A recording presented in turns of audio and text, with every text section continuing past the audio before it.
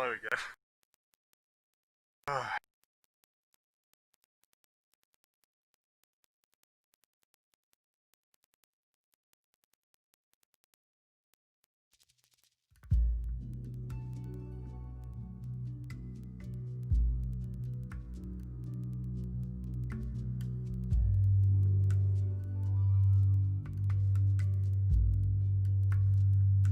I'm sorry about that.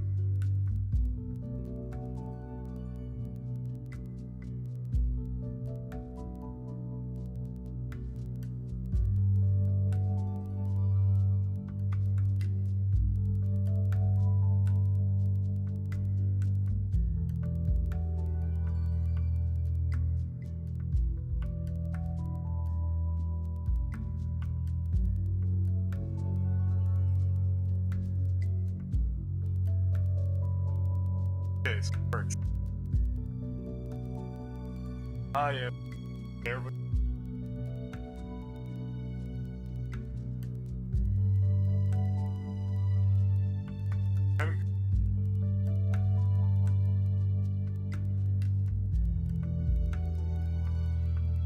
yeah. Take two.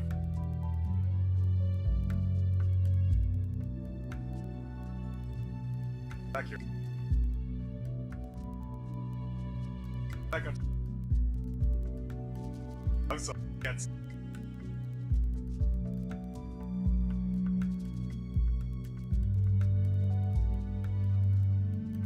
Got you. Back on.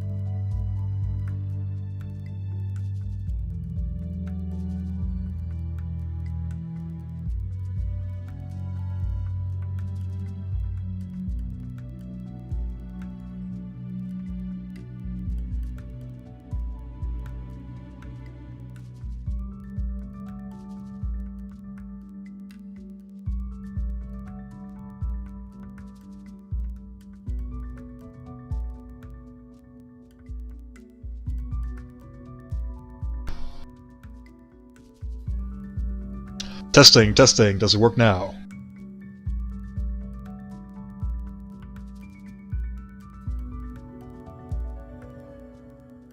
Does it work now? It seems to be working from my side. Let's see if the stream is getting it. Alright, there you go. Oh man. One of these days, I swear, we're gonna get a stream that doesn't crash and burn instantly. I doubt it, I'm being honest here. Alrighty. Back in topic. Ganyu. Ganyu.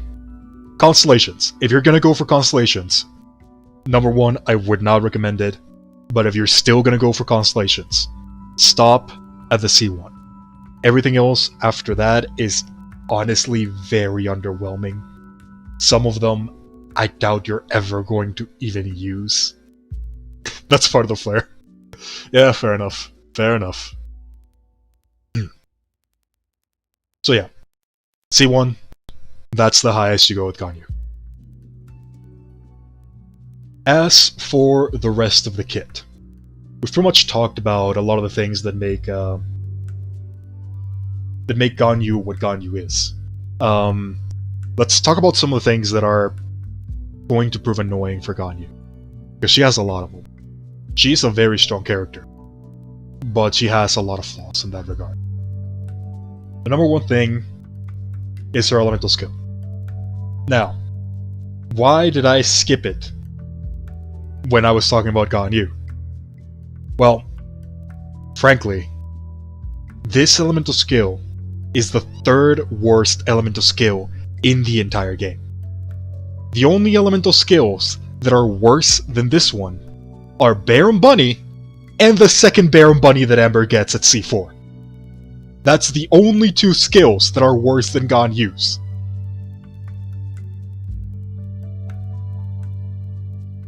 This skill is so near useless that I don't even consider the casting time to be worth it. It is that irrelevant. Why is it so bad? Let's go ahead and let's digest this real quick, shall we? The skill itself, what it does is throw the Quillin.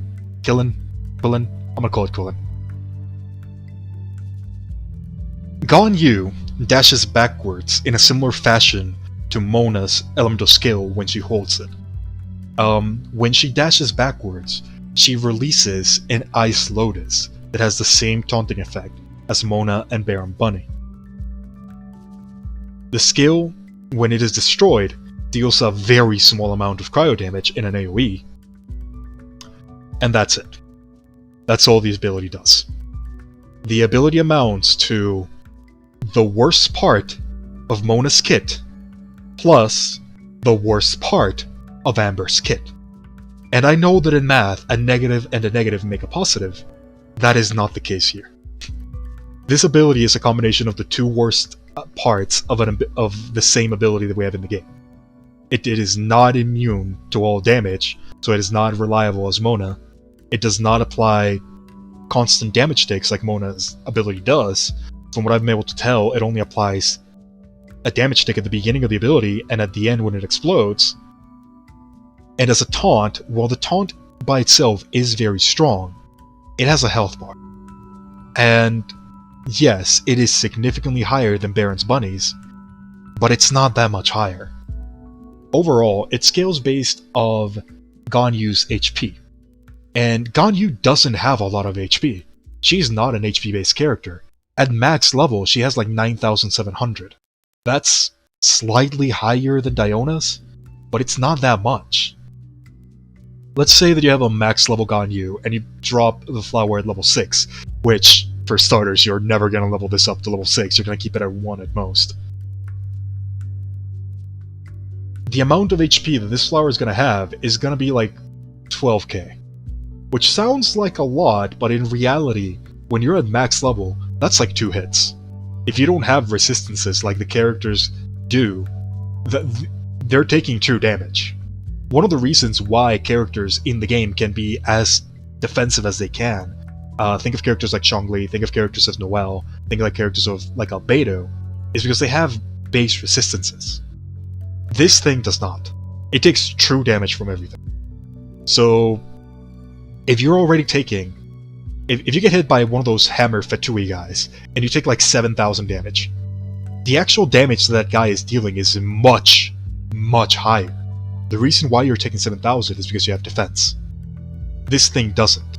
This thing is going to take the full unmitigated damage, which means that it's going to die in a single hit, regardless of how much HP you get into it.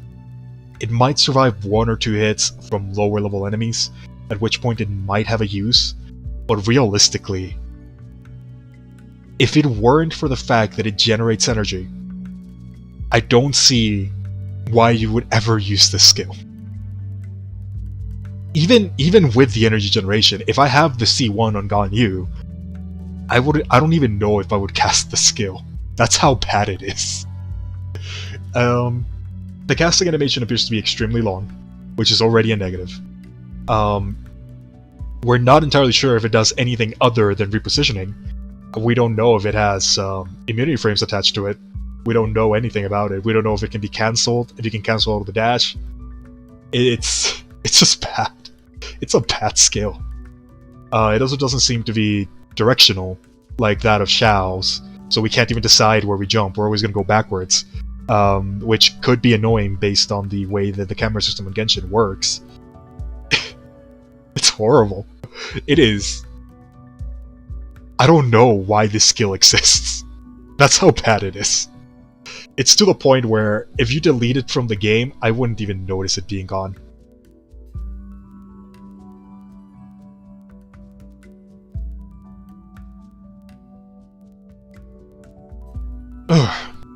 The way that I see it, Ganyu's elemental skill is her charge attack. That's the way that I see it. The elemental skill for Trill the Quillen, you might cast it in Abyss, maybe, as a support if you want to instantly freeze enemies or something, I don't know. Realistically, I just don't see that many situations where this skill does anything. For a majority of cases, the damage that you get from just charging your attacks will be significantly higher than what this skill can accomplish. The cooldown is also 10 seconds, which puts it at the higher end of cooldowns, and we don't even know how much energy it generates. So unless it generates like a massive amount of energy, which I'm not sure it's gonna do, I just don't see you casting this. You're probably going to end up casting it just because of the energy. Energy is very valuable in Genshin. But god, is it such a bad skill. It is the worst part of the kit by a landslide. So, with that being said, I'm going to completely ignore it because it is that ignorable.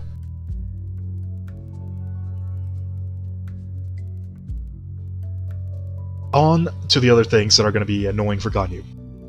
As I mentioned before, Ganyu is primarily a bow DPS. She's very greedy. She wants to be on the field as much as possible because she needs to be on the field in order to charge up her attacks. So as a support, you can use Ganyu effectively, and you can charge one of her attacks while you're getting the support part ready, but that's about it.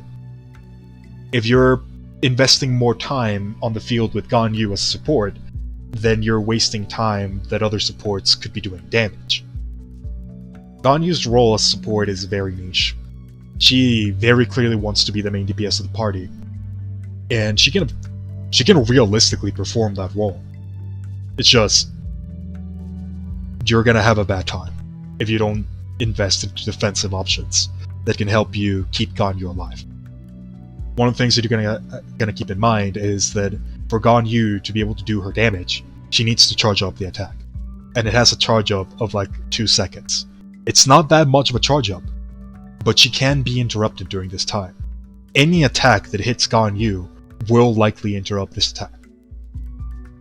So it's going to be really important for you to either watch your positioning, find a way to make it so that Ganyu doesn't get interrupted, or just keep enemies CC'd while you can charge Ganyu's attacks.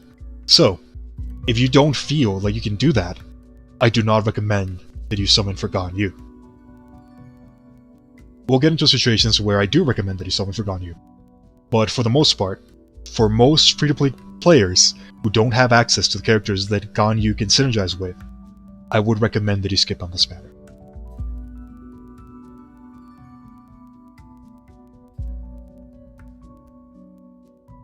Now, on to the next part of this stream. Now that we've talked about Ganyu, let's talk about the banner characters that come alongside Ganyu. Because there's actually some fairly interesting characters in here that are quite definitely something that you want. One of the reasons that I think a lot of people are not excited for this banner in particular is because there's not that many new characters. If you think about it, 2 of the characters in the banner, everybody has already. Noelle is a gifted character, Xiangling is a gifted character. So when people see the banner and they see that it has characters that they already have, they don't get as excited for it. However, when you step back and take a look at what those characters can actually do, you find that Xiangling, when you get her up in constellations, she becomes incredibly powerful. I'm talking Diluc levels of powerful. One of the things that a lot of people don't realize is that a Xiangling with support from Chongyun, while Pyronado is active, does more damage than Diluc. And it's not a small amount either, it's a massive amount. If you get Pyronado to the C4, that skill does massive damage. So getting Xiangling to C4 is something that's very much something that you want to do. So having a banner that facilitates that is really beneficial, especially when it has other characters that are insane. Xingqiu, I talked about him a little bit when I went to Albedo, but Xingqiu is the undisputed highest burst DPS character in the entire game. His burst just does the most damage out of everybody in the game, 5-star or otherwise. He is definitely one of the characters that's top on the list for characters that you want. He has mitigations of the kit. He has a heal. The heal is kind of pathetic. Don't even bother considering it a realistic heal. It's there nonetheless. But he supplements that with his insane damage, and he has an element that's very beneficial for a lot of characters. Hydro can enable a lot of things. Now, unfortunately, for Ganyu, that's not so much the case, because the way that the swords of Xingqiu work, they're kind of melee focused. They do work with range attacks, but they're kind of unreliable in that scenario. So they're not super reliable with Ganyu in particular, who wants to be as far away from enemies as possible. With Klee it works alright, because Klee doesn't care. Klee just doesn't care about anything. That's kind of the point of Klee.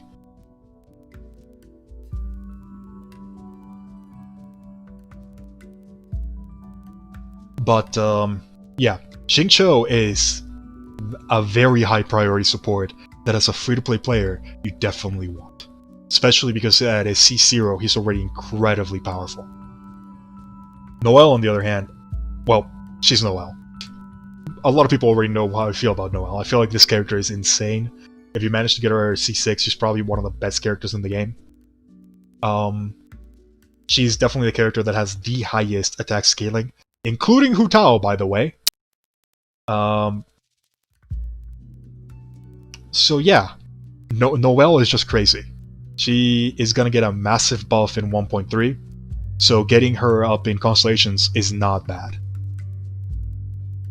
And then at the end of everything, you get Ganyu, which, as I've mentioned already, it's a powerful character. I expect her to quickly become S and S+ for people that can get her higher up. Even by herself, she's insanely strong. So this is not a bad banner. If you want to summon in this banner, you're gonna get a lot of value. One of the things that does tell me that free-to-play players should watch out, though, because you don't get many new characters from this banner. If you're a free-to-play player and you've been saving up all of your Primogens from the very beginning, this banner, while it will give you some really powerful characters, they won't synergize well with each other. None of these characters synergize well with each other, except maybe... not even. The characters don't like each other. That's kind of the biggest problem of this banner whatsoever. If we compare this banner to Albedo's banner, in that banner, every single one of those characters you could put into a single team. You could just grab the banner as a team, and that team would be good. That's not the case here. If you try to make a team with the characters that are in these banners, you're gonna end up with the weirdest team possible that has like no synergies whatsoever. So with that in mind, if you don't have characters that take advantage of these characters, I would not recommend that you summon on this banner either.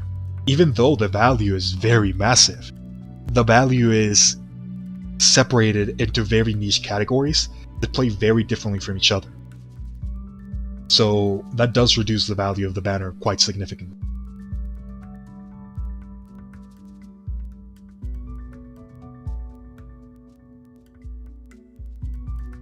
Yeah, MiHoYo probably underestimates how powerful Noelle is.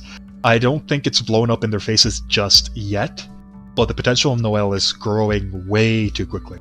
A lot of the geo changes they did to Zhongli that made Zhongli into a significantly stronger character, they're also going to affect Noelle. 15% reduction on top of 15% extra damage, on top of the shield being significantly stronger, Noelle is looking amazing. And we've gotten 2 banners now with Noelle as a character, so a lot of people are going to have her at C6. And at C6, Noelle is insane. In addition to that, I don't know if a lot of people noticed, but the banner has the Skyward Sword, the Skyward Greatsword. That is Noelle's best in slot weapon. If you get that on Noelle, the damage scaling is absolutely ridiculous. One of the things about that one is that it has a passive very similar to the prototype Animus, that whenever you cast your burst, you deal additional damage in an area around you. It creates air blades. That damage is centered on the total damage scaling of the character. Noelle is a character that has at max constellations, at a max level and all that, she scales to like 130% of her defense becomes attack. And you can get Noelle to like 2000 defense extremely easy. So having something like the Skyward Pride that stacks on top of that, and then keeps on doing even more damage, Noelle is gonna be insane.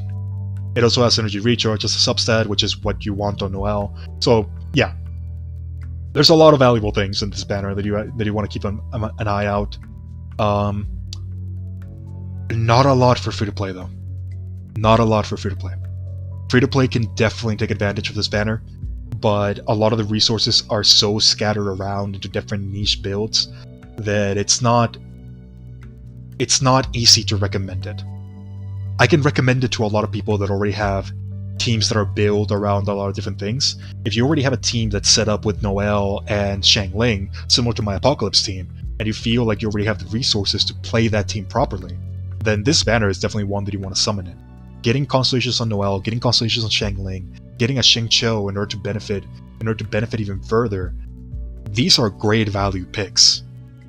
But that's only limited to a small amount of people. So if you want to skip on this banner, if you don't feel like you want anything from this banner, I would not roll on it. The banner is good. Don't get me wrong. The banner is good. I think this is probably not alongside the juiciest banner that there's ever been. I think that one goes to Albedo. But it's definitely getting close. Like, the characters are underrated, and a lot of them are insanely powerful. Xingqiu is S at a minimum. Xiangling is S at a minimum. Noelle is Noelle. Ganyu is also S at a minimum.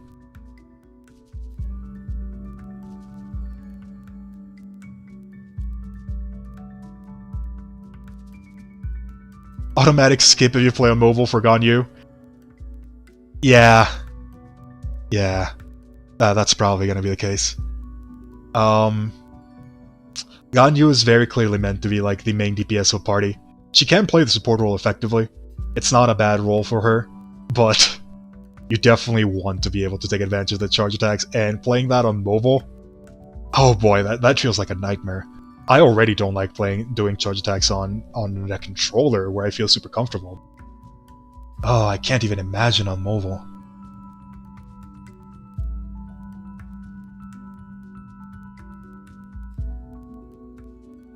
It's definitely going to be a pain for Ganyu. Again, she has a lot of potential. Like, her damage scaling is insane.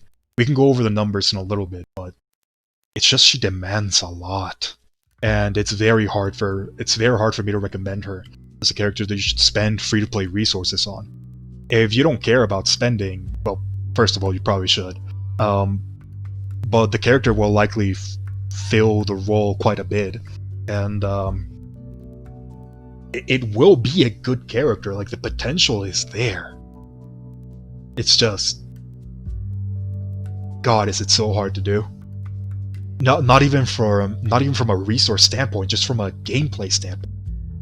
You have to be so careful when you're playing Ganyu. You have to make sure that nothing can hit you. You have to make sure that you keep your spacing properly. The timings of your switch-ins have to be perfect. You have to be able to auto-cancel a lot of things. If you're ever in a position where you have to dash, that means losing out on a third of your damage. It's not even a third, it's a lot of damage. She's gonna be really, really hard to play in the open field. In boss fights though, I think Ganyu is gonna be insanely powerful. Mainly because she can attack bosses in a lot of scenarios where other characters just can't. So I do think that's one part where Ganyu is gonna be really, really powerful boss fights. In boss fights, she's probably the one that does the best when it comes to poking enemies at a distance. Like, imagine having a Ganyu when fighting somebody like Jamel, who, for the most part, unless you can destroy the pillars insanely quickly, which very few characters can do, you're gonna be stuck doing no damage for long periods of time. Ganyu can just evade his attack, go to the corner, and then start shooting at him. Same thing with the flowers. While the flowers are just charging, Ganyu can just shoot from a distance. There's a lot of in boss fights, there's a lot of time windows where Ganyu can be safe, she can charge up her attacks properly, and she can do massive damage to bosses that other characters can't do. So it's probably where Ganyu is going to shine the most. Her potential is insane. It's just, God, is she hard to play. She's not that hard to build though, which is something that I do want to bring up in other parts. I also want to take a look at the comments in a little bit, so we'll go for that after I finish with this next part. Alrighty. So the next thing that I want to bring into attention now that we've talked about the banner and now that we've talked about Ganyu, I kind of skipped one of the things, but we'll go deeper into it. Should you summon for Ganyu? This is probably one of the biggest things that a lot of people are going to be asking, and I'm just going to be honest. For a lot of people, the answer is going to be no. And to be fair, it has nothing to do with Ganyu. Ganyu is very powerful. The thing about it is that she's just not easy to play, and her team synergy with a lot of characters is just not there. As it stands right now, Ganyu is very hard to fit into a team. Because she wants to be the main DPS of the team, but as soon as you put her in melee, she loses a lot of potential. Because the second that she gets hit with an attack that can interrupt you, you're losing a majority of your damage, if not all of it. So that's a risk that you're gonna have to take when you're playing Ganyu. There's a lot of really high potential with her, but there's a lot of really common situations where you're just gonna lose all of your damage. So as a character that I would recommend for free-to-play players, this is not one of them. If you get her, she's very effective, and when you get her to that position, she's more than likely gonna be insane. But you're gonna have to get used to her. She's going to be very similar to Klee in that regard, where you're going to have to learn the character. If you get this character and you want to play it effectively, she's going to have to become your main character. And you're going to have to aim for supports that specifically work with her. Supports that they're almost all of them. Almost all of these supports are in the 5-star category. Most of the good supports that work with Ganyu are from the 5-star category, and they're not even free-to-play 5 stars, they're banner 5 stars. Which for a lot of people, that's actually easier to get, but for a lot of others who are starting later, they might never get the chance to get these characters again. We just don't know yet. So that's kind of scary to think about, that we have a character who has a lot of really high potential when combined with other characters, but a majority of people can't get that potential anymore. And potentially never. It's unlikely that's going to happen. I can already tell you, Benty's going to get another banner at some point. But, still, the fear is there.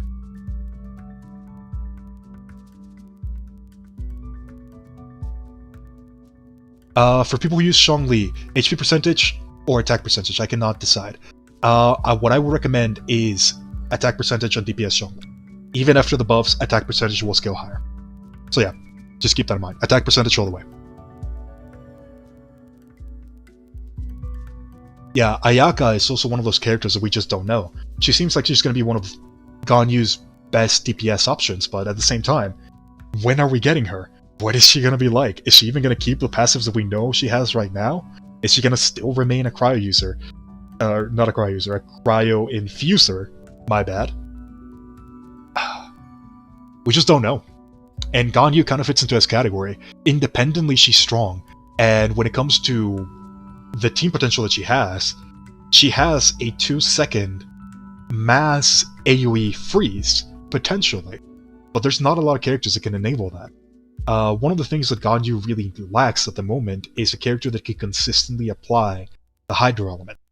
The best character that we have for that is Mona and Barbara. The thing about Mona, though, is that Mona can only apply it with her elemental skill and all of her basic attacks. But for her to be able to apply it with a basic attack, she has to be on the field, which is what Ganyu wants to do. So the only real thing is that she has the decoy, which actually works really well with what Ganyu wants, because the decoy, Mona's decoy, is actually good, unlike Ganyu's. So it'll help a lot, and if you put the decoy down, then you switch into Ganyu, all the enemies that go to the decoy will automatically be frozen as soon as you attack with the Frostflake arrow, which if you have the set, that means an additional 20% crit, and you can just keep on refreshing that over and over and over again. So yeah, Mona is definitely a character that if you have Mona, you should at least think about Ganyu. But if you only have Mona, Ganyu is still not probably not a good pick. It's weird. Ganyu is in a very weird situation where she wants to pair with Hydro characters, but the Hydro characters that we have don't pair well with her. And she also wants to pair with Cryo characters. But the Cryo characters that we have don't pair well with her. It's a weird medium where she sits. It feels like Ganyu is lacking teammates. And that's something that's it's definitely something that's gonna be felt at this point in time. Do I think it'll stay like this forever? Probably not. I feel like Ayaka is more than likely going to be one of those characters that Ganyu is going to take a lot of advantage of, and depending on how Rosaria ends up, she might also fit into that category. We might even get something better in the future, like a Hydroficial. If we ever get a Hydroficial, Ganyu is instantly going to become one of the better characters in the game. What do you think best team for Ganyu is going to be? We're going to get that in a second. Should you summon for Ganyu? For most people, I'm going to say no. Now, what are the places where I would summon for Ganyu? The places where I would summon for Ganyu is if you have a team that can fit her properly, or if you plan to build a team that will fit her properly. Essentially, if you plan on getting Ayaka sometime in the future, regardless of how she comes out, Ganyu is definitely something that you want. If you have a team that's very cryo-centered, or you plan on having a team that's going to be very cryo-centered, Ganyu is something that you want. If you have a team, like my Apocalypse team, where the only thing that you really need are constellations now, and the characters in the banner are going to help you with that, rolling in the banner is not the worst case scenario. But the thing about these scenarios is that a majority of the player base is not going to be in this situation. So for most people watching right now, the reality of the matter is that you just don't have the resources to build a team for Ganyu, build Ganyu properly, and get the effectiveness that Ganyu can provide. Is she powerful? Yes, absolutely. Is she immediately powerful? No. You're going to need a lot of investment. We're going to need a couple things to align for Ganyu to meet her true potential. And essentially, we're going to need a character that can apply the Hydro status at a consistent rate without Ganyu needing to switch. Essentially, a Hydroficial or a Hydro Albedo, if that could ever exist. And we're going to need a character that can take over Ganyu when she is put into a situation where she can't get out of melee range. Or we need a character that can basically give her protection so that she doesn't get interrupted. Zhongli could potentially fit into that category. Albedo could potentially fit into that category. It's gonna depend, because a lot of the characters that Ganyu wants are 5-star characters, not released, or don't exist yet. So that's where Ganyu sits. It's really hard for me to say whether you should summon or not, because I can see her potential scaling really highly later on, especially depending on how Dendro ends up coming out. We don't know anything about Dendro, so for all we know, the Dendro reaction with eyes is going to be like the most busted thing ever, and not summoning Ganyu right now is going to be a mistake, but that's a gamble. And as a free-to-play player, should you take that gamble? I'm going to say probably not.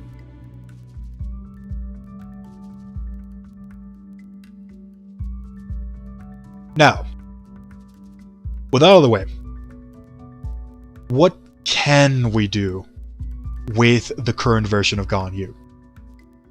What are teams that you can accomplish? What are characters that you can get her with that will actually be beneficial? So let's go ahead and talk about the characters first, and then I'm going to go ahead and talk about the team that I would build with her. So first of all, let's go ahead and let's get the characters over here so you guys can see them. Alright, I believe that you should now be able to see them. So, these are the characters that Ganyu gets a benefit for. Ganyu is honestly in a very weird situation. She wants to pair with cryo characters, but she wants to have a healer that benefits her. She wants to have characters that have CC or a way of taking benefit from her other interactions, and there's just not that many. A majority of the characters that we have here, while they work, some of them are not even released. Some of them are 5 stars that we can't get anymore. And while one of them is a free character that everybody has access to, she's actually the worst scenario for Ganyu. Ayaka looks like a jug. Yeah, cropping skills not the greatest, and not many photos of Ayaka at the moment. So I apologize for that one. As far as Ganyu is concerned, it's just she doesn't pair well with anybody. Barbara is probably the most consistent Hydro primer that we have in the entire game. Her Let the Show Begin is just that powerful when it comes to priming capabilities. The thing about Barbara is that she has to be in melee. So when it comes to that, it's gonna be really hard for Ganyu to freeze enemies if she's gonna have to run into them in order to get the beneficial effect. Can you do it? Yes, you can.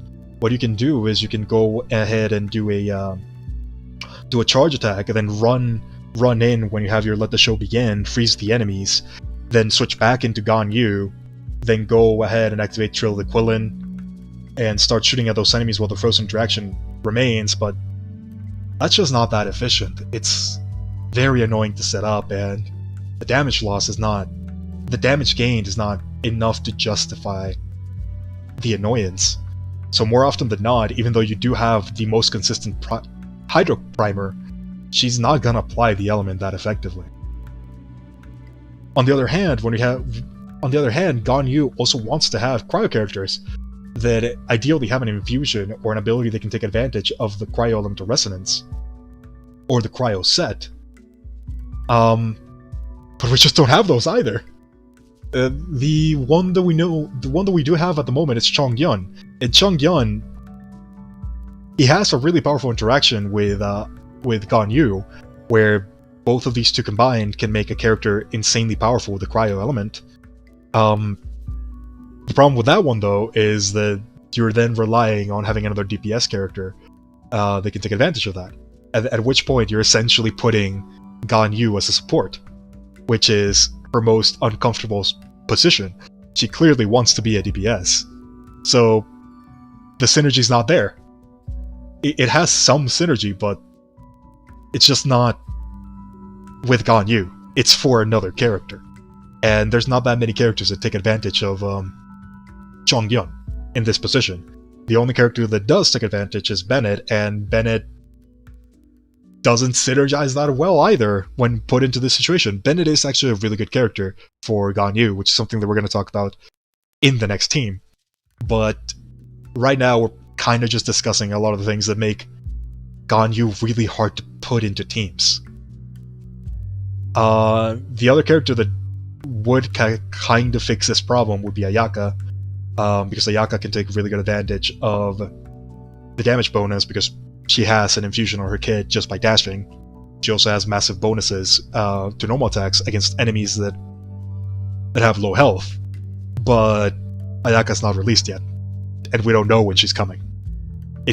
It's definitely not going to be 1.3, so you might have to wait until 1.4 for Ayaka, and we don't even know if she's going to remain the same when 1.4 comes out.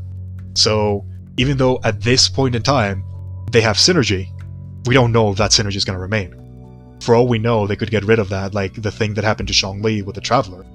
So yeah, it's weird. It's really weird. You can see a lot of the problems that Ganyu has at the moment, where she can potentially do a lot of things. She can potentially get a lot of freezes. She can potentially increase her damage quite massively thanks to set freezes. She could give a lot of damage to other cryo characters. It's just we don't have any characters to take advantage of it. Rosaria is another character that is more likely to come in the future. We're not entirely sure when Rosaria is going to come. we know that she's going to exist, and we know that she's going to be a basic attack focused character that takes really good advantage of crits, and we know that she's cryo. So, based on the information that we do have about Rosaria, we know that her burst is going to be very spammable, and that it's going to have a lot of cryo damage to it. So, Rosaria could potentially be a really powerful character for Ganyu. She could essentially be the character that you use when you're in a single target scenario, where Ganyu drops her burst, shoots a Frostflake arrow, then switches into Rosaria, who now has 20% extra damage, 20% extra crit, thanks to the ice thing, and then Rosaria just does her thing. The thing is, we don't know what Rosaria's thing is, and we don't know when she's coming. This is kind of the problem with Ganyu. She is being released alone. She has no friends at the moment.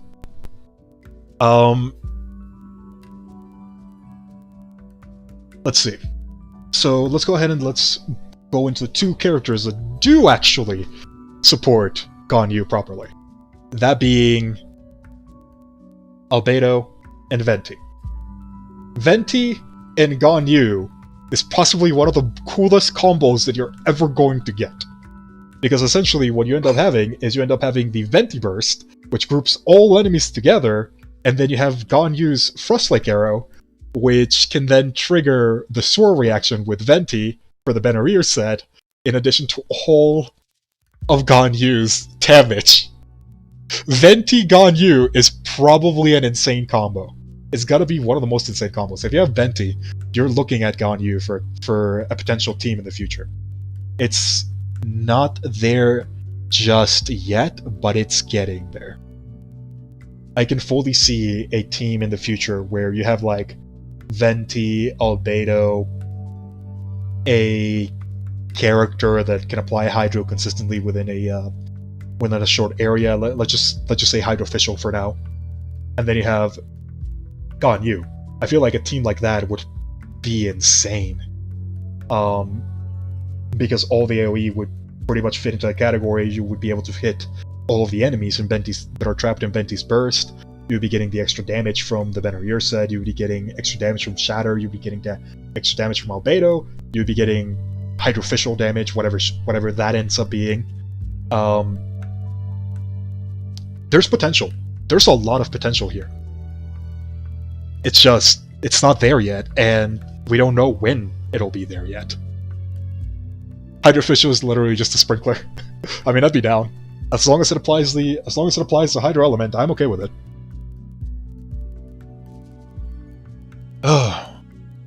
It's hard. Ganyu is a complicated character. You can see the potential. Even alone, she's very powerful. But the negatives do hold her back quite significantly. She requires a lot of CC in order to remain safe. She requires a lot of outside help in order to remain safe. Her damage is insanely high, but there's very few characters that can take advantage of it. She's a hard character to build. And it's not even that her build is difficult, it's just her teams are difficult. Out of all of this, I did manage to get at least one team that takes advantage of what Ganyu can enable. And essentially, this is basically just my Fire Lake team with Ganyu instead of Tartaglia. That's basically what this is. So it's not even like nothing new. It's just you're grabbing an already existing team and you're replacing one of the characters with another one. But this one does have a couple benefits. This one does have a couple benefits over the other team. Essentially, what this team does, for starters, it's very expensive. You for sure need Mona. It's not a question. You need Mona for this team. So that's already one of the hardest to get characters as a requirement for Ganyu, which is not ideal. And you need Bennett and either Venti, Sucrose, or Albedo, with Albedo and Sucrose being my two favorites. Essentially, what the team is defined is that we have Bennett and Ganyu as our sub DPSs, and then we have Mona as a support character until she gets her burst, alongside Albedo or Sucrose for the exact same thing. Essentially, the purpose is you're going to be spamming abilities until you get all of your bursts ready. Ideally, Bennett is going to be the main character that you're going to be switching into more often than not. And what you want to do is, while Bennett is generating energy, you want to drop Bennett burst, immediately switch into, or immediately use your the elemental skill, switch into Ganyu, then fire Ganyu's Frostflake arrow. The arrow hits everybody. It applies melt. Then you go ahead and you shoot another one. You apply another stack of melt. Then you switch into Bennett. Now Bennett can attack, get another stack of melt, switch into Ganyu, repeat this process over and over and over again, and just keep on doing damage that way. It's essentially the same thing that you do with Chongyun, it's just less effective. Due to the constant switching, you're gonna lose one attack from Bennett, which was realistically something that was already gonna happen with Chongyun, just because of how the timing ends up working. But the damage is very high. You're melting every single one of Bennett's hits, while at the same time melting every single one of Ganyu's hits. The damage is high. And once you start putting the other characters into positioning, Ganyu plus Mona ends up becoming Freeze, which that's a lot of CC, that increases damage of Ganyu even further. Then you put Sucrose or Albedo into the mix. If you put Albedo into the mix, you end up getting the Shadow reaction as well as shields that can help with keeping Ganyu safe. You can end up using the elevator at the same time in order to give Ganyu the turret advantage, which is actually very powerful. A lot of people don't really look at it that way, but having 6 seconds of safety that allows you to shoot 3 of your Frostflake arrows is very powerful, especially with how high they scale into damage and with how much AoE they have. So yeah, it's powerful, especially because when the melee enemies try to go into you, they're gonna stay within the Isotoma field, and you're gonna be triggering Crystallize along the way, and because Albedo does not consume the cold status, you're still keeping the bonus from the ice set. Is it the most efficient? No. Ideally, you would want a character that can apply Hydro status all around, which is kind of why Mona is here. Mona can cast her skill at a distance and apply Hydro status to priority targets. So yeah, this is the team that takes the most advantage of Ganyu. The ultimate combo with the team is the max attack power combo, where essentially you go ahead and you summon, or you use Bennett's Fantastic Voyage on an enemy. You prime them for Stellaris Phantasm, then you get the bonus from Stellaris Phantasm, and then at the end of the combo, because when you proc Stellaris Phantasm, what you want to do is you want to charge Bennett's attack to tier 2, because that way it hits twice. The first attack applies Stellaris Phantasm, the second attack applies frost damage, which then means that you can switch into Ganyu for a Frostflake arrow that's also going to get the mult bonus. This is some of the highest damage that you can get in the game. Ganyu is not the best for this case. What you want instead is Tartaglia. But for those that don't have Tartaglia and that do have this team, Ganyu can do it.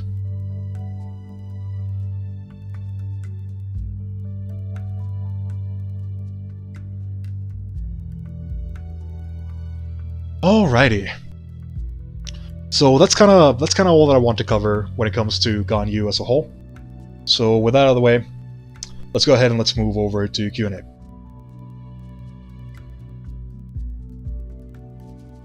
Alrighty then, let's go ahead and get over to the questions, shall we?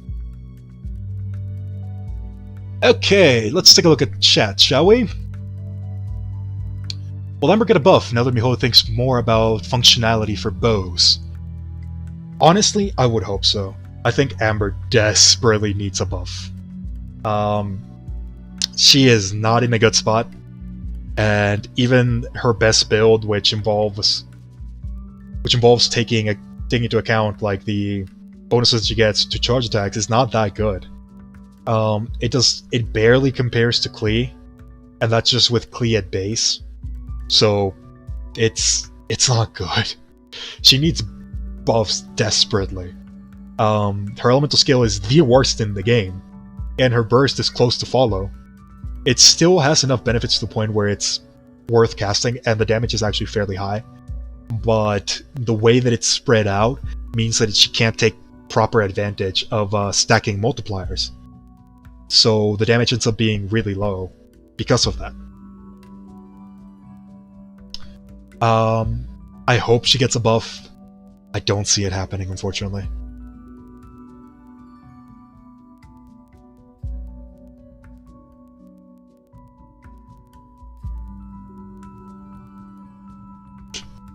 Summons for Ganyu when he tries to get Noelle at C6 and gets her.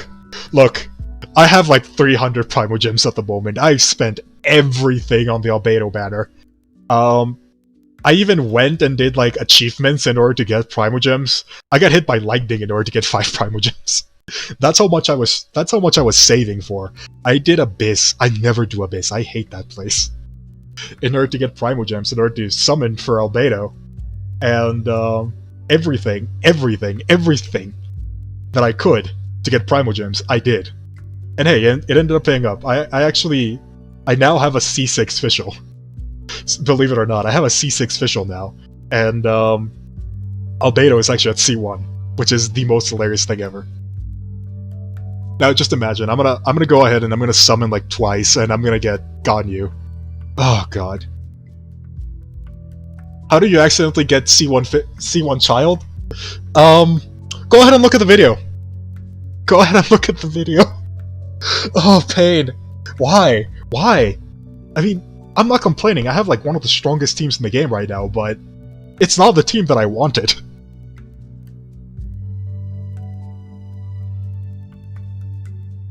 I like Amber as the face of the meme community, together with the emergency food.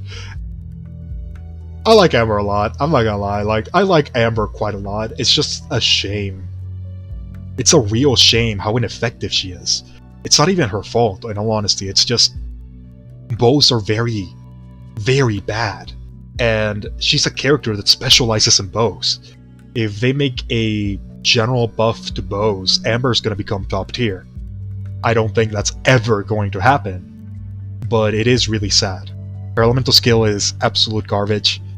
Her burst is okay-ish, but it could definitely use improvements. Lisa also fits into that category. And the thing about Lisa is not even that she's bad, it's just that the damage that she provides is not worth the time investment that it requires. If you want maximum damage, you have to cast her E 3 times, which is only a single target. It's a small orb that tracks enemies. So that means that you have to spend 3 seconds already casting that ability, hitting a single enemy, then you have to spend another 2 seconds charging the attack in order to release the power, and then you have to hope that you don't get killed within that time period, because you have to stand still. And standing still in Genshin is equivalent to a death sentence. There's a reason why people hate the ice prisons in Abyss, because they make you stand still, and that's what gets you killed.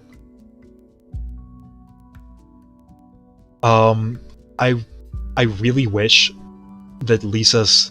For starters, I want Lisa's burst to not push enemies away. If anything, it should attract enemies to the center. And I want Lisa's hold version of the E to not... Either you make it so that she can move while she's casting it, or you make it so that she can hold the attack, charge it at a different time, and then release it later. I think either of those would probably work fairly well. If she could just move while she was casting it, that would also help. Kea is definitely the best free-to-play character that you get out of that bunch. C6 Lisa fixes her playstyle. That's the thing that really feels bad about a lot of these characters that you get at the beginning. Like, when you get them higher into constellations, they feel a lot better. Like Kea, one of the things about his burst is that it lasts very little. But then you have the C2, which increases the duration of the burst, and it almost doubles it. I think it actually does double it. Which is very, very strong. But it requires constellations. Then you have Lisa, as you mentioned. The C6 helps a lot with her ability, but that's C6. How many people are going to get C6 on Lisa? I got extremely unlucky, I guess you would say. I have 2 Cs on Lisa, and I still can't use her, even though she has a lot of very powerful abilities, and she has a lot of buffs that are insane. But I just can't take advantage of them. Still waiting for the Amber, Kea, Lisa banner. Oh my god. If that ever becomes a banner, do you know the outrage that the community's gonna have? Oh, that's gonna be horrendous. I hope that never happens. I really hope that never happens. Xiao, Amber, Lisa, Kea. Oh my god, imagine. Do you know how many people would rage at MiHoYo for that? I wouldn't put it past them to do it either. It will be the Venti rerun. That would actually make sense. If they make it the Venti rerun. I mean, it's probably the best place to put it at, because it's a character that people have already gotten. Still, the rage is going to be insane. Unless they buff Amber and Lisa, I don't see people wanting them. If they ever put a banner like that, it better come alongside, like, reworked Lisa, reworked Amber. I think Kea is actually fine as is. I don't think Kea needs that much to be useful. Especially now that the cryo set's there.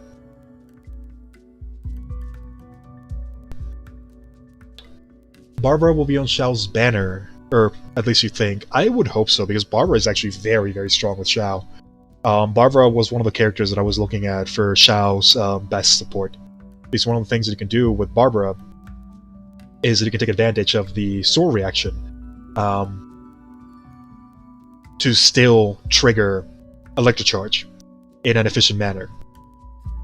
So yeah, Xiao with Barbara, I would not mind that. I don't know what's going to end up being with Xiao. We might get a new character, we might not. We just don't know just yet. So we'll see what happens.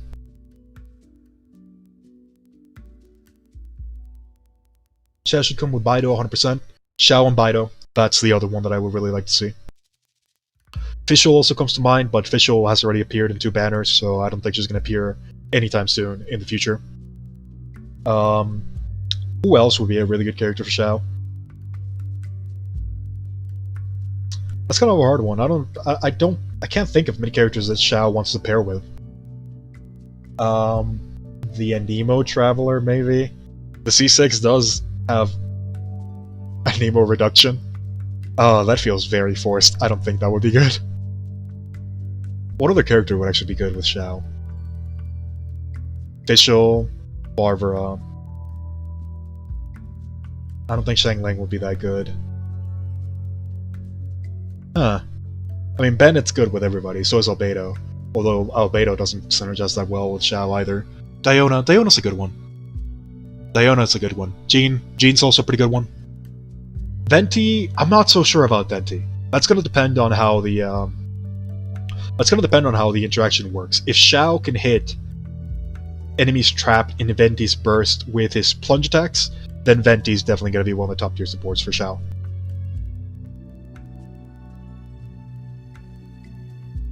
Yeah, Bennett is just good with everybody, so it's kind of hard to count him at this point. Bennett's just Bennett. He's kind of in a tier of his own. Not necessarily for attack power, which, don't get me wrong, he has an insane amount. But the utility that Bennett can provide is so... it far outpaces what other characters can provide. I'm honestly considering making a Bennett tier for when I do a Bennett review. Just because he's clearly insanely powerful, but at the same time, he's in a weird position where you know he's insanely powerful, but there are so many quirks that can take that power away instantly that it's weird where to place him. I think I'm probably gonna have to make a Bennett tier, which is somewhere between S+ and S. Albedo C4 has extra plunge attack. We don't talk about that one. Oh god, I hate that so much. You have no idea how much I hate that that's a thing. If it wasn't on the constellation, I would tolerate it. I wouldn't like it. I would tolerate it. But for it to be the C4, it's a C4. It really feels like a spit in the face, in all honesty, especially if you spend, like, what? In order to get a character at C4, you are looking at an average of 8 pulls, probably a little bit lower in all reality, but in average, you're gonna be getting like 5 legendary pulls. If you're lucky, 6 more than likely. You're gonna end up like 6 legendary pulls. How much money is that? Like, one legendary pull is like $200. That's insane. C6 Bennett is a trap. At the moment, yeah. I don't think C6 Bennett is good at the moment. There's probably going to be a character in the future that can take good advantage of it. Not right now. In the future, we're going to get a character that has a really powerful Hydra attack that can be spammed incredibly well, and C6 Bennett is going to be one of his best supports. Eventually, that's going to happen. We're not there just yet. So if you have C6 on Bennett, don't use it. It ruins like half of his builds.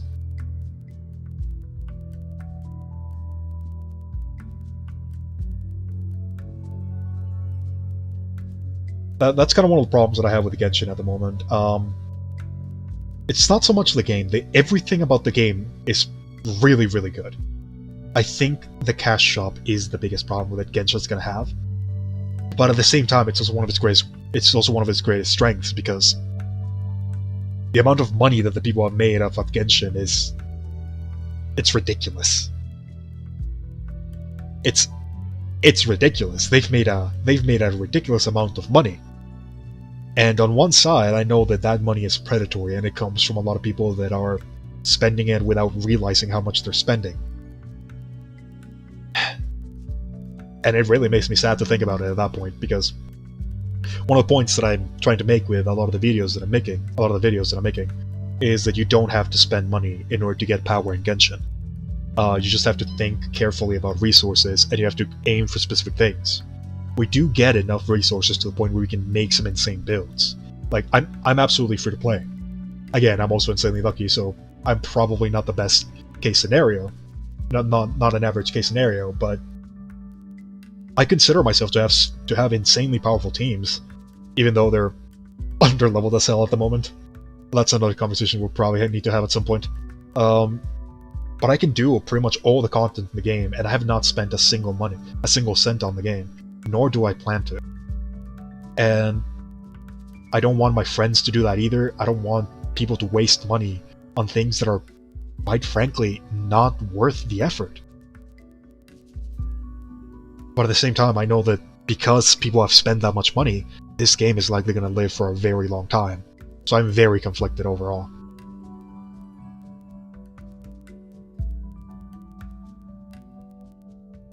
$12,000 for 30% plunge damage. Oh my god, is that seriously the price? That would be the average price. That is ridiculous.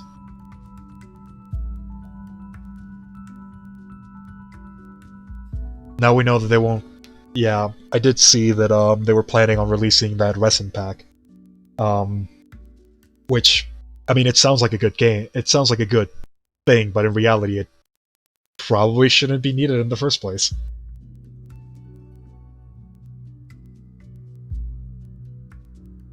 That decision's probably going to reignite the resin thing. 100%. That's kind of one of the things with Genshin, like, the game is free to play, so we expect some things that you have to pay, but let's be realistic. We have a battle pass, a gacha system, a Welking Moon, the resin pack, the things that you can buy, and then you have the cash shop. Eventually we're gonna get skins. That's a lot of monetization, and it's really hard to not call Genshin predatory, were it not for the fact that you can get a lot of characters for free. The thing is, it's still predatory, and it is very, very predatory in that nature. If you can distance yourself from the shops, the game is incredibly fun. And that's something that I do for the most part, and that's something that I want other people to do. Because that way you can enjoy the game significantly more.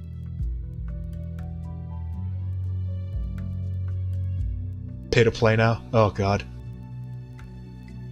I hope that never happens. I think, for the most part, I'm actually on the side of that I don't care too much about resin. But I can see why it's a problem. For me, I don't have enough time in a lot of days to play Genshin Impact comfortably, so I'm actually really happy that a lot of the missions are very quick, and that I can spend and burst my resin within a short amount of time. But I can see why that's a problem. Because let's say that you're somebody else that wants to play around in a lot of time. When I do have time, if I do that, I'm pretty much bursting through the entirety of the thing that I can do in Genshin. And you can do that really, really quickly, like in less than an hour, if you're doing things sufficiently. You can probably spend like 260 resin, more honestly. So I can see why a lot of people feel frustrated with it. I don't feel that frustrated with it because I just don't have enough time to play that much. So I'm usually just taking my time with a lot of things, and there are times when I just don't do my resin. I just keep the condensed resin for the next day. But it's definitely becoming a problem. It's less now. It's less so a problem now, but it is still there. Because the core issue has not been fixed. The core look has been fixed, but not the issue. The issue's still there.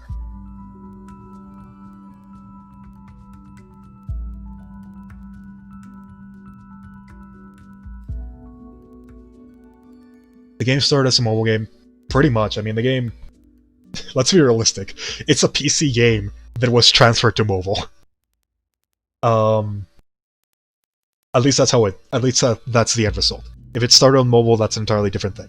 As it stands right now, it is a PC game that got ported to mobile. And PlayStation, I guess. It's kind of hard to talk about this topic because... Let's be realistic here. It's not gonna get better. If anything, it's gonna get more predatory. That's something that's sad to say, but it's just the realistic business scenario. I don't think that's gonna happen for a long time. Genshin at the moment is in a very healthy state when it comes to both economics, gameplay, and just core audience in general. But, oh man, it's treading the line very, very carefully. And it doesn't take much to break. Even now, just releasing the resin pack is gonna cause controversy. And I personally don't like it, because that just tells me that they don't plan on fixing it. They just plan on selling you the solution, which is something that's very reminiscent to what a lot of other games do, and it's something that I have seen before. A lot of people know that I played Warframe before, and one of the things about Warframe is that farming for mods, which is the way that you increase the power in that game, takes forever. You have like 0.016 chances to get a mod every time that you kill an enemy. For some mods. So people have, since the beginning of the game, since the mod system was introduced, they've been asking for the rates to be increased. Eventually, we got what was called a mod drop booster. You want to know what it was locked behind? It was locked behind a $70 expansion for the new character. And that was the only place that you could get it. Ever. The flashbacks are starting to kick in again. Yeah, I'll stop. They're bad. They're bad. I just hope miHoYo doesn't do the same thing. Zhongli needs C6 right now to be viable. Yeah. At the moment, Zhongli needs C6 to be viable. I think you can make it work at C4. Even then, you can still make it work at C0 as a Crescent Pike DPS. It's just not the greatest at the moment. Once the buffs hit, it's significantly better. Like, significantly better. It's kind of that... We're hitting to that point where miHoYo is trying to see what they can get away with. And For starters, we shouldn't let them get away with things that are absolutely ridiculous. Like, we've been through this before. We're late enough in the gaming cycle where we know bullshit when we see it. EA exists, Activision exists. We've had multiple failures from other game companies. Look at Bungie, look at DE for that matter. We have who knows how many gacha games that have failed because of very minor changes with regards to their shop. Players are not dumb anymore. They're still dumb players, don't get me wrong. But the community is growing, and we're a lot more receptive to small changes because we've seen them happen before. So we're not gonna give MiHoYo even the slightest mile, or the slightest meter to take a mile. Kilometer, whatever. They haven't made the wrestling thing official yet. Yeah. They see the backlash to it, and it's probably one of the better things to see beforehand because now they can think about it. The one thing that I would like to ask out of everybody that's here and everybody that you tell the same thing to everybody: try to keep these conversations civil. Screaming at the void is not going to help. Discussing the situation as a whole is. I know that a lot of these decisions don't deserve that you be civil. But it's not a matter of deserving, it's just a matter of efficiency. It's a lot easier to talk to someone when you're being civil about it than when you're screaming at them. The second that we clog communication, that's the second when we lose. So, even if you're angry, try to calm down for a bit. Just state the facts in as calm a manner as possible. That's the best way that we can go about it, and that's the thing that will get us the best results.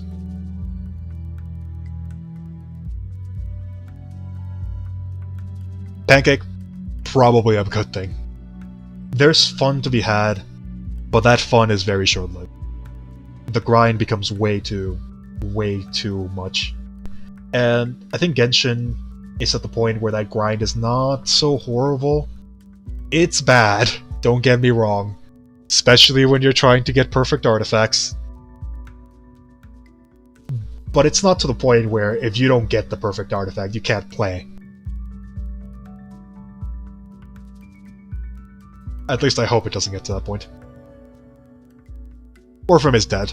There's no other 2 points about it. Warframe is dead. They had their last chance. The last chance that I was going to give them, at the very least, was with the latest update, and they botched it. It started good. They botched it. I don't think they can come back from it. I might give them another chance whenever they put raids. If that ever happens. It's been like 3 years since they removed them. I don't think it's gonna happen. But yeah. I think at this point Warframe serves more as an example of things that you don't do with a community, rather than anything else. I think it's gonna be a game that people are gonna discuss in the future. Unfortunately not in the way that the designers want it to. It's likely gonna end up being like a discussion of things that grab the attention of players, potential for character games, and then the failure of it. So as a discussion topic, it's actually very interesting. There's a lot of things to learn from Warframe. As a game though, just don't.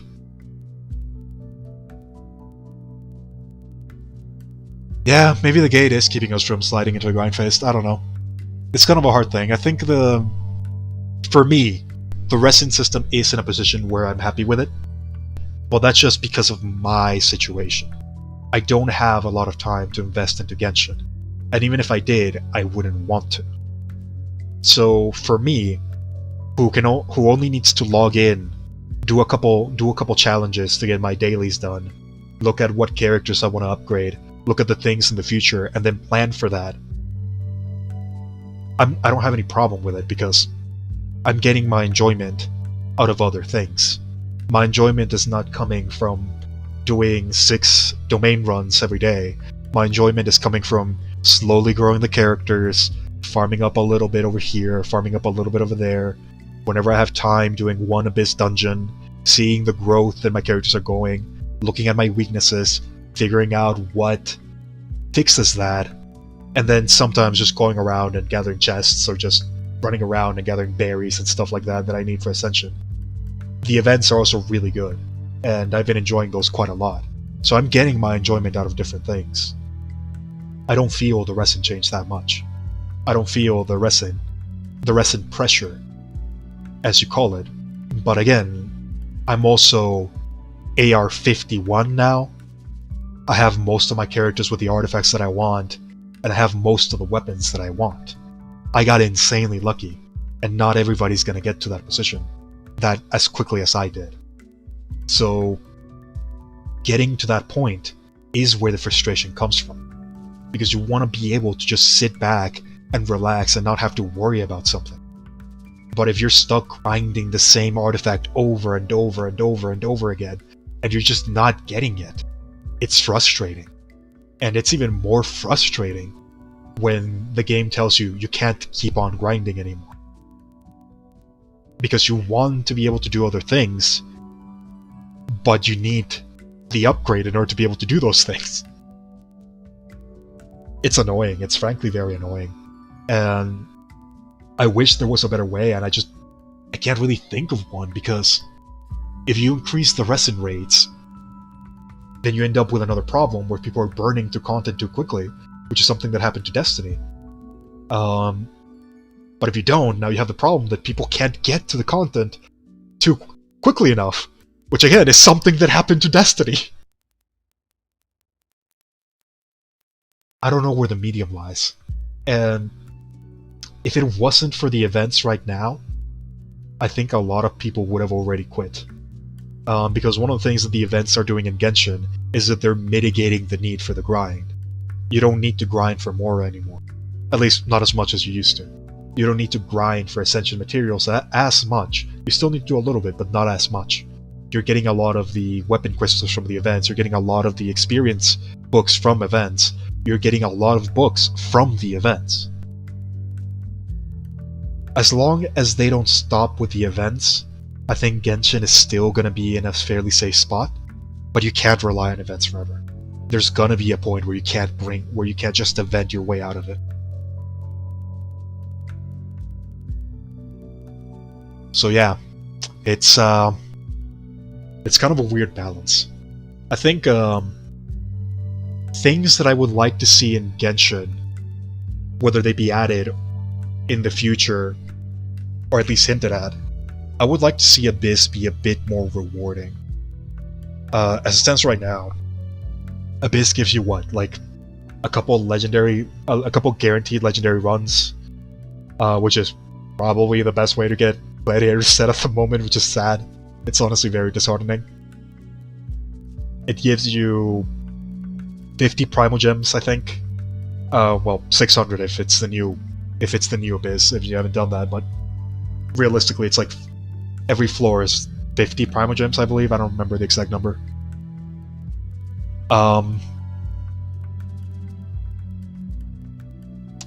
It's not that rewarding. Like, I don't even feel like I want to do it.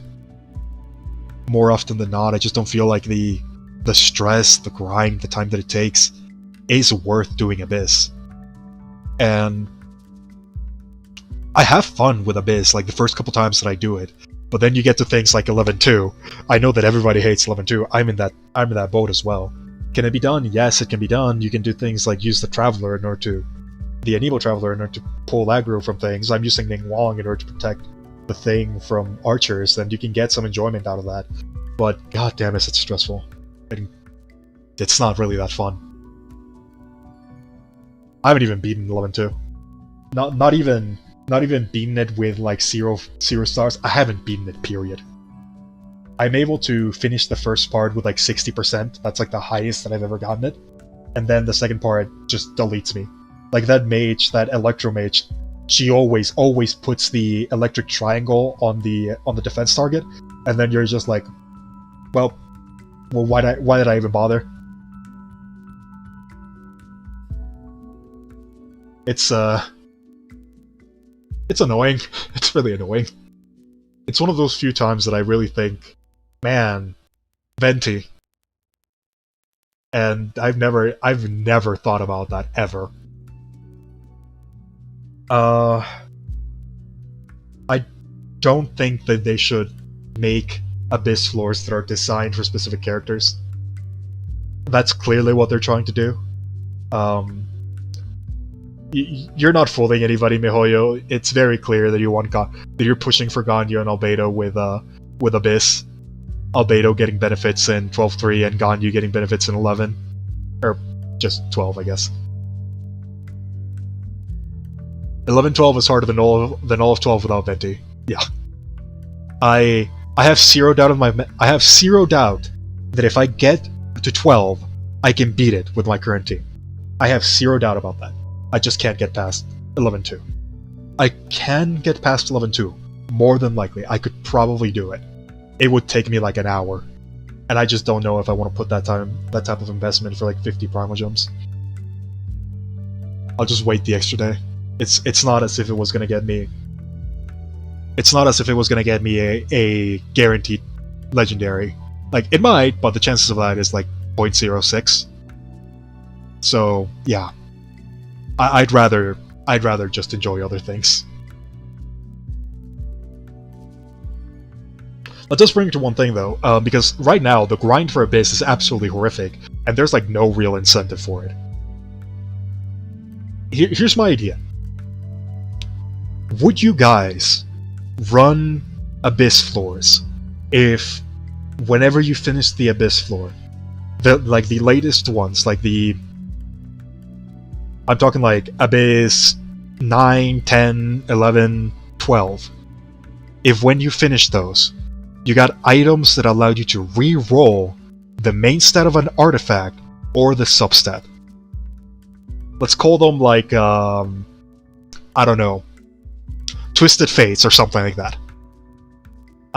Just because they like their intertwined fates and all of that.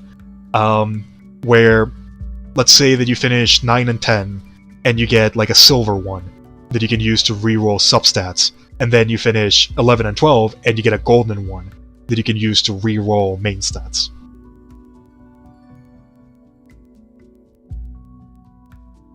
That's like the one thing that I was thinking about for Abyss, and I feel like if they add something like that, that would fix a lot of problems with Genshin, and it would make Abyss like that one thing that you really want to do.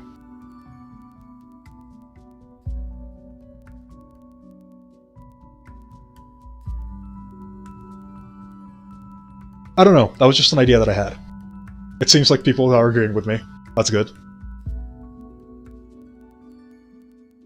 But yeah, with that out of the way, I think I'm only gonna go for a little bit longer. I'm pretty sure that I've been streaming for about 2 hours, and I want to go ahead and finish the stream pretty close. I have a couple things that I have to do still. As far as things that I'm going to be doing in the channel for the future, I have been working on getting small videos that are short-sized, which are FAQs, and they're essentially frequently asked questions for specific artifact sets, weapons, and stuff like that. I had already tried one of those for the Crescent Pike. I ended up getting massively wrong all of my information, so I took that video down. You're not gonna find it. So I've been working on getting a couple of those, and I think I'm gonna try to get the Archaic Petra one first, followed by the Crescent Pike, the actual one. The series is essentially gonna be called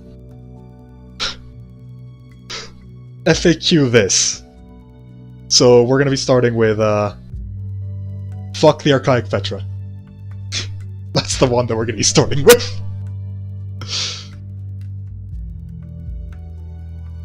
The situation with the Discord server. I have been working extremely hard on that, and I have the server finished. The server is up. The thing that I don't know yet is I do not have the bots. They're not working properly. And that's the only thing that's keeping me down at the moment. I'm trying to get the bots to work effectively so that they automatically get rid of things that could get me in trouble, essentially. I have not gone to the point where they work, As soon as I get that finished, the entire server is done. That is the only thing that's holding me back right now. Moderation.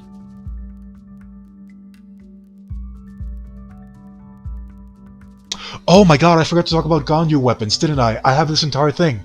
I have this entire thing for Ganyu, and I completely forgot about it. Thank you for reminding me, Daniel. Yeah. The thing about Ganyu's weapons. Ganyu. She has some weapons that make really good use for her, and yes, the Black Cliff Bow is mathematically the best weapon for Ganyu. The reason for this is because even though the Amos Bow seems nice for Ganyu, the Amos Bow doesn't actually give the benefit to the flower bloom, like the extra damage that you get for the charge attack. You don't get that with the Amos Bow. It does not count as charge attack damage, at least from what we know. If that changes on release, ignore this information entirely.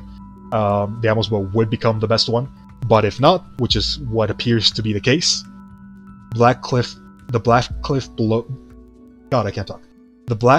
Bow is the weapon that will be best in slot for Ganyu.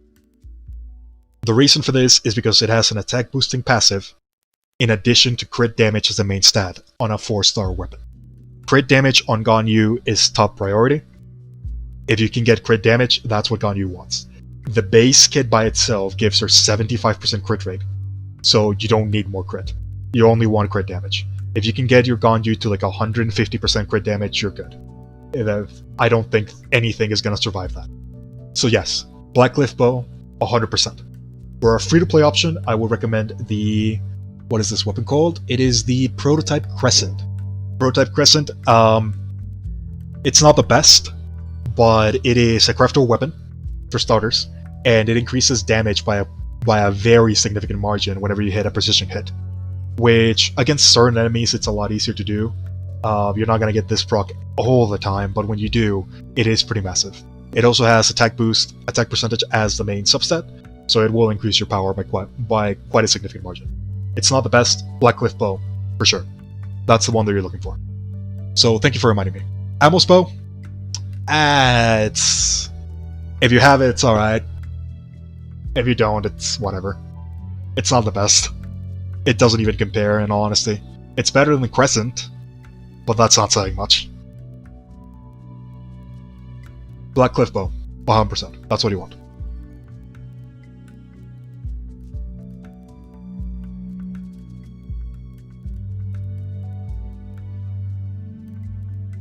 Just imagine if Albedo was a Nemo. An emo. Huh, that would be pretty interesting. Yeah, that would be kind of busted. I don't know, I kind of like him better as Geo in all honesty. Because one of the things about Albedo is that, those shields, they're underrated. They do so much.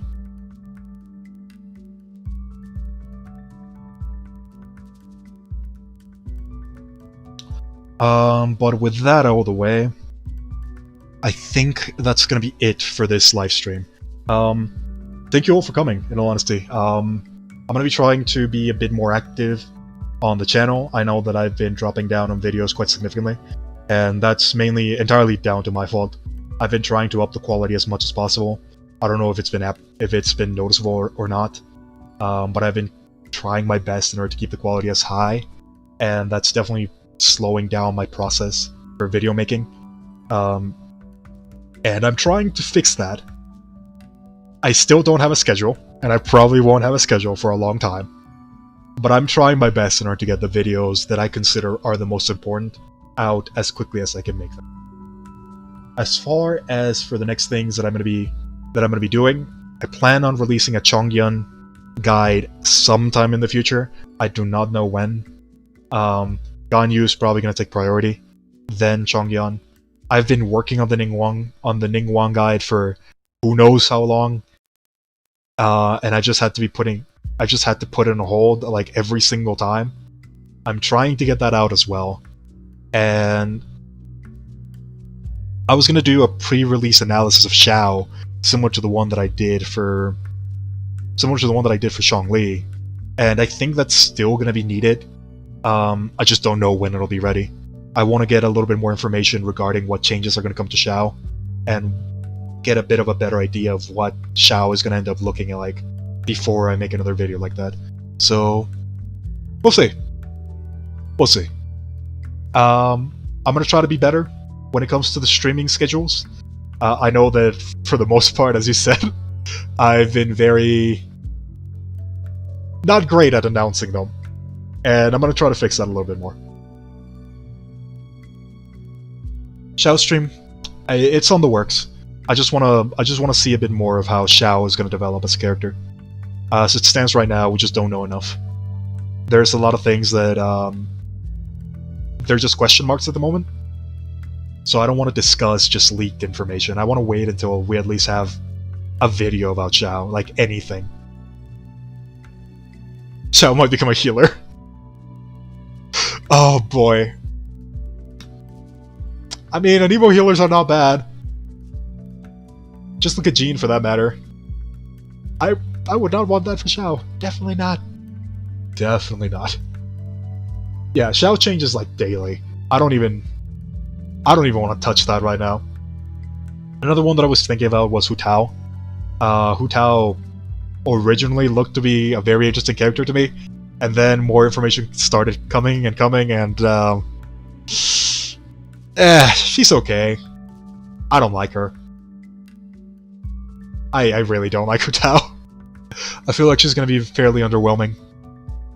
At least in her current state. I think her potential is very high. Again, basic attacks, pyro conversion. The thing is, she's a spear user, so she won't be able to take that big of advantage of melt. And when it comes as a primer, pyro primers are not good.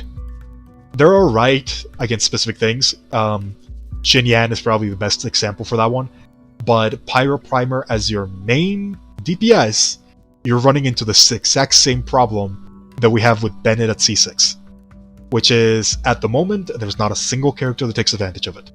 I think the one that takes the most advantage is Xing Shou, and even him doesn't really care too much about it.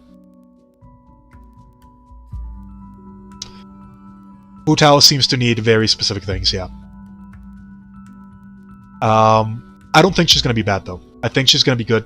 It's just she's gonna be one of those really annoying characters to build properly. Easy to get artifacts for though, because as far as my math is concerned, the attack power that she gets from her first ability is enough to the point where you can just spam HP percentage and be good. She's probably still gonna want pyro damage bonus. But yeah, we're gonna have to see. Because if she remains in the exact same way that she is right now, her power buff is not that good. And she is extremely, and I mean extremely reliant on her weapon. Because she has a base 100 attack. Base 100, keep that in mind, that's not high. And her passive buff has an attack cap. Meaning that you can only go up to 3 times what your base attack is. So if your weapon is not good, she's not going to be good.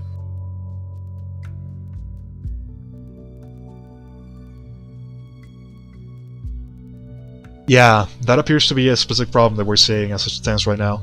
A lot of these 5-star characters are starting to look not flexible in the weapon department. I think the most flexible one is Albedo, and even him is still limited to like 3 weapons. Sure, they're weapons that are insanely easy to get, but they're not plug and play. Like, you need specific ones. Tartaglia needed Rust. Zhongli needs Crescent Pike. The buff version can probably use whatever. But that's just because buff Zhongli is going to be really powerful regardless. Albedo really wants Festering Desire, the Iron Sting, or the Harbinger of Dawn. Ganyu is definitely going to want the Blackcliff Pole, or the Blackcliff Bow. Hu Tao, I don't even know what weapon Hu Tao is going to want. I have no idea. Maybe Prototype Grudge, depending on how powerful her burst is? Or, didn't they change the name of that weapon recently? I noticed that a lot of the weapons in the game got a name change for some, just randomly. I have no idea why. I think they turned the Prototype Grudge into like the Star Glitter or something. But anyways, getting way too out of topic. Utao is... she's something that we're gonna have to discuss at some point. I'm definitely keeping an eye on her. It's just, there's too much we don't know. And just vague speculation doesn't really help anybody. Some people say Zhongli buff is insufficient. I don't think it's insufficient anymore. I think it's to the point where it's good enough. The fact that they buffed the pillar is something that I never in my life thought they would do. That pillar is the most busted ability in the entirety of Genshin. And now that it has the scaling that it does, people are going to see it. Especially with the Traveler. I think the buffs were more than enough in the first category. The second buffs, I've come to terms with them. They want Zhongli to be powerful. That's fine. They're probably gonna regret it in the future. I can tell you they're gonna regret it in the future. I'm going to break the hell out of that. But, yeah. We'll see how MiHoYo deals with it. So many things named Amber right now.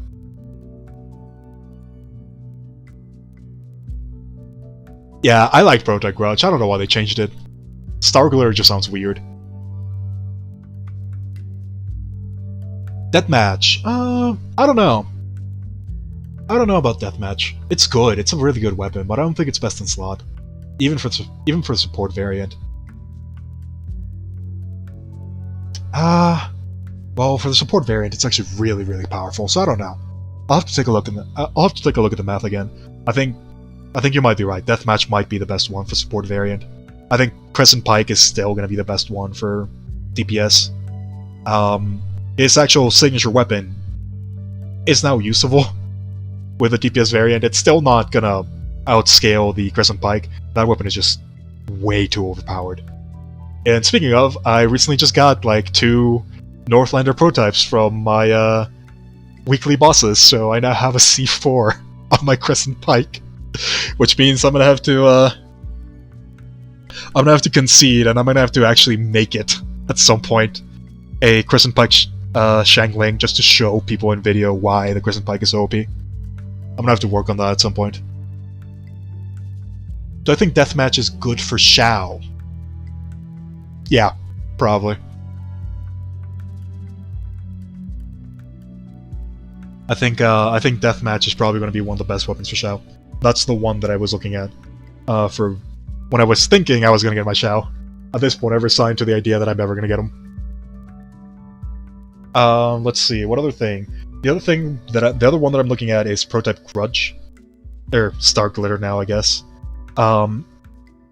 We're not entirely sure how that one's going to work, but on paper it looks powerful. So those are the 2 that I'm keeping my eye out for. The Star Glitter and Deathmatch.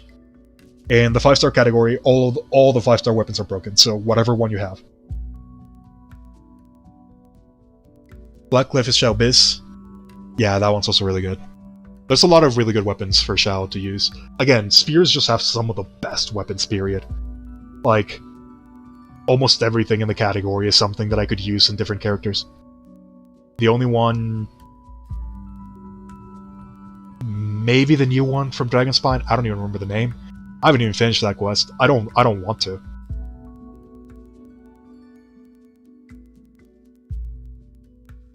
Let's see, what are your opinions on the supposed new 5-star Claymore that gives a random effect? I don't even know what that is. You say it's on Honey? Let me go ahead and take a look at that. I'm just gonna go ahead and take a look at this one, and then after that I'm gonna finish the stream, because if I keep on going like this, I'm never gonna finish it. Let's see.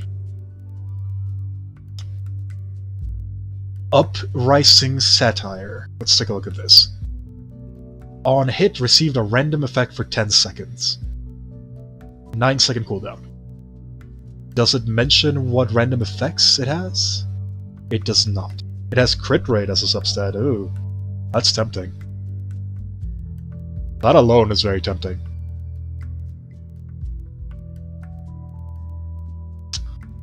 And not gonna lie, just the simple fact that it has crit rate, that's more than enough for me to consider as a viable option. Especially because it's a 5-star. Even if the effects are irrelevant, just the fact that it has crit rate. That is probably the highest priority stat for most characters in the game. So yeah, that seems really good. That actually seems pretty good. Do you feel like Jean has a versatile weapon choice? Yes and no. I feel like Jean takes really good advantage of a lot of the weapons that we have in the sword category. The thing is, she doesn't take a good advantage of the weapons that are readily available for players. So because of that, it's kind of hard, because if you get a sword, Jean will more than likely be able to use it, but if you don't get one, the craftable options are kind of irrelevant for her. I guess Festering Desire exists.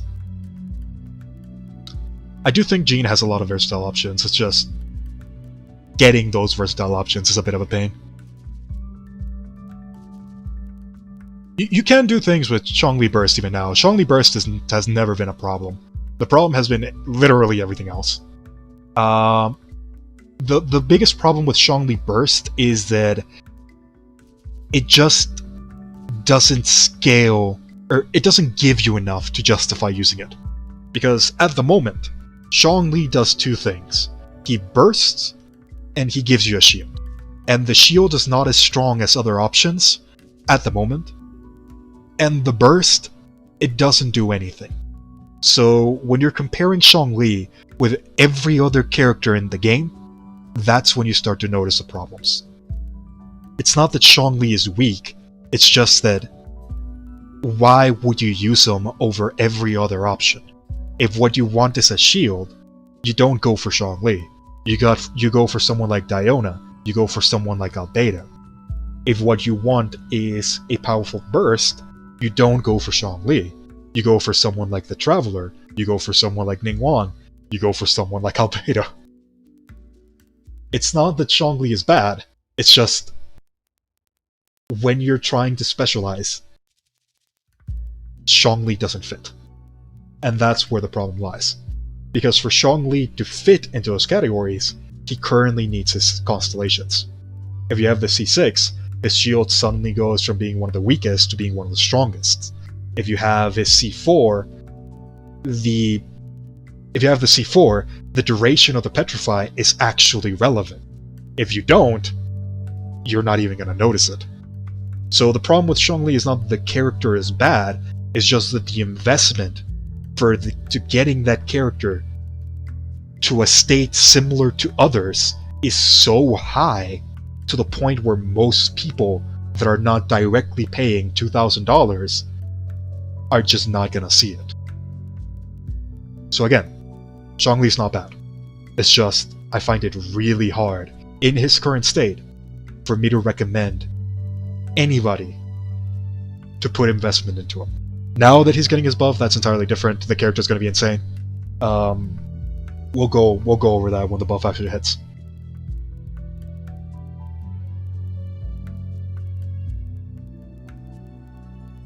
Yeah, it's just... Current Zhongli is a mess. Current Zhongli is just a mess.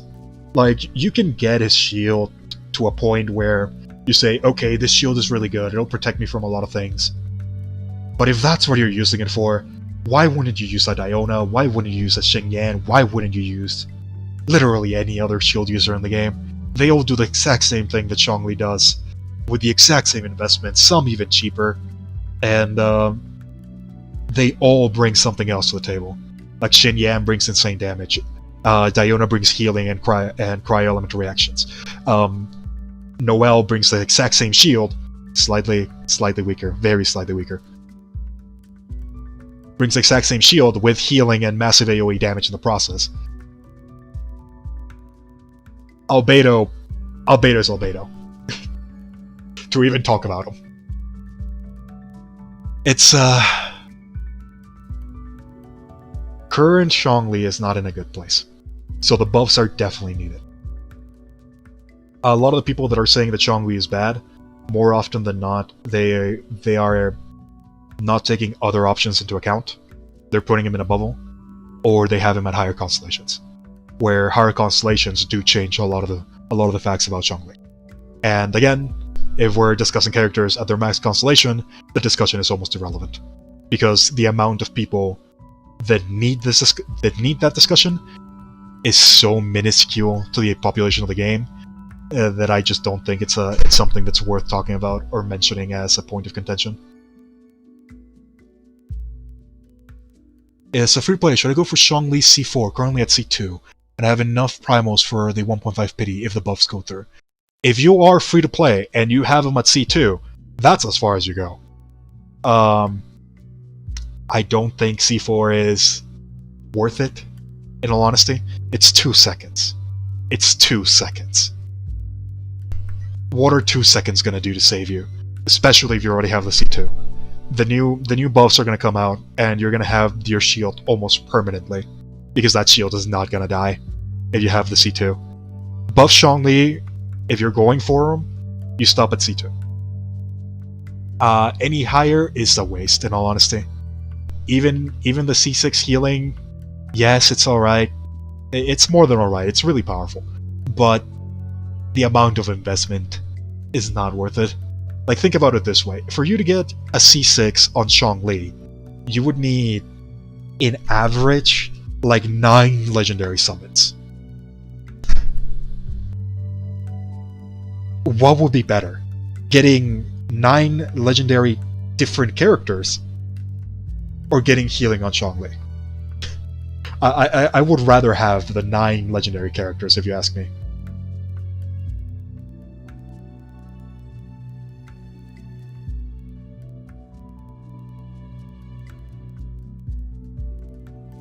Zhongli support does have some things, it's just they're not good things.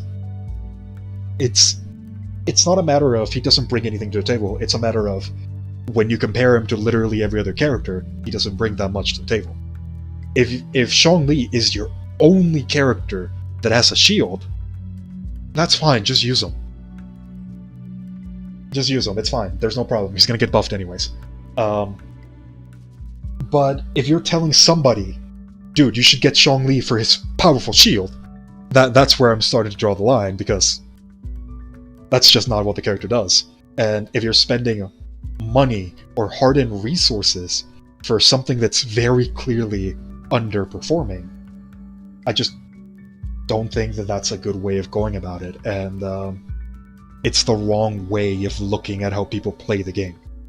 Because the reality of the matter is, what works for you is not necessarily what's going to work for other people. Like, let's take my team for example. I'm a free-to-play player, but I have a C1 Tartaglia, a C1 Albedo, a C6 Fischl, and a C4, or 3, I think it's a 3, a C3 Bennett on my main team. Do you seriously think that I'm gonna recommend my main team for other people when I know that my main team is like, what, like a 0.1 chance of getting throughout the entirety of the life cycle of the game? I'm not. Because why would I? They're not gonna get it. I would much rather tell those people, look, you're not gonna get my team. The likelihood that you're gonna get to my team is incredibly small. What I would recommend that you do instead is that you take a look at what you have and the upcoming characters that we're gonna get to build a team around those. So with that in mind, we have to take a look at what the characters can do and what further characters are going to be able to accomplish, and then build around those.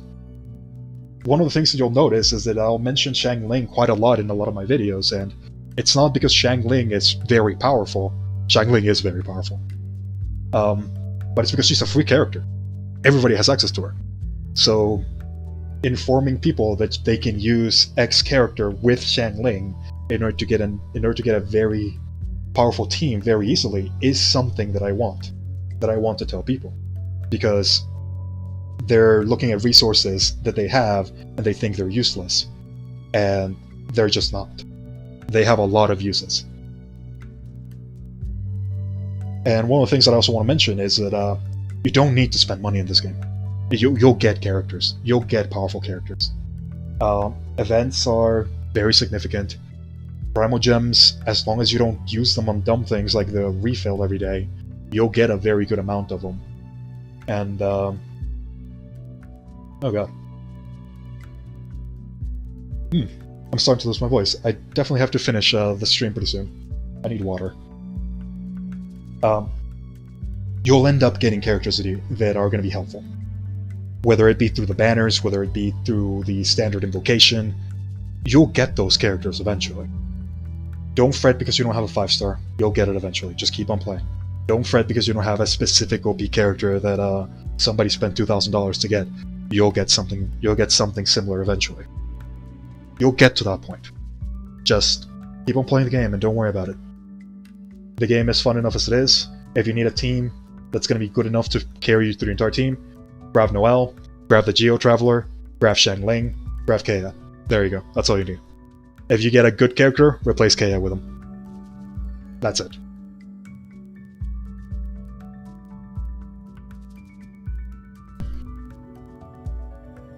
Oh boy. Yeah, I think I definitely have to finish the stream pretty soon.